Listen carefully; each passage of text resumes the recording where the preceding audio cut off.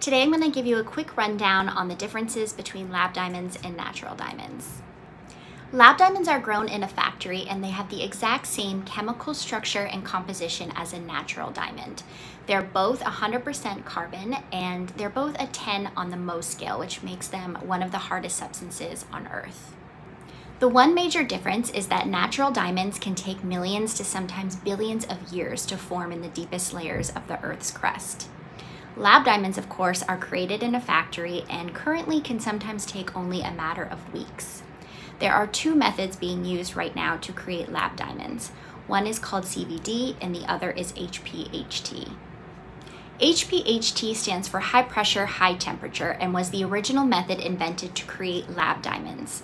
Not dissimilar to how cultured pearls are created, it uses a tiny diamond seed, which is then exposed to the same high pressure, high temperature conditions as natural diamonds, and the diamond is then formed slowly over time. CVD stands for chemical vapor deposition, and it is a newer method that has arguably become a little bit more advanced and more popular at this time. It uses carbon-rich gas in a vacuum-like environment and forms the diamond one tiny layer at a time. Now all lab diamonds have become very chemically advanced and, as mentioned, can be created in a much shorter amount of time than in the past. You absolutely cannot tell the difference with, your human eye, the difference between a natural diamond and a lab diamond if you're seeing it in a ring in person. And it doesn't matter if you're an expert or a gemologist or, as I mentioned, just someone off the street looking at various jewels. Most lab diamonds have become very advanced and do need to be sent to labs for even experts to be able to tell the difference. One thing to note is that the CVD diamonds have become a little bit more advanced and they are more chemically pure, generally speaking. So they are type 2A diamonds for the most part, and just like natural diamonds, that gives them pretty much zero traces of nitrogen, which is sometimes what diamond testers are looking for.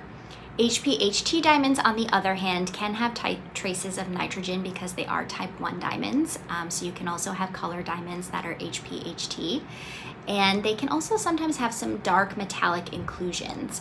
Not really visible to the human eye, especially if you are purchasing it in jewelry, but that is something that the lab is going to be looking for if you send it in. And they have been known to also be magnetic. So something to think about, but obviously if you're shopping for jewelry and you're buying, well-graded lab diamonds, none of these things are actually going to be too much of a concern. If you're buying them just for how they look and their beauty, none of these inclusions or even the way they're made is going to really factor into your enjoyment or their overall beauty, or whether someone can even tell you're wearing a lab diamond or not.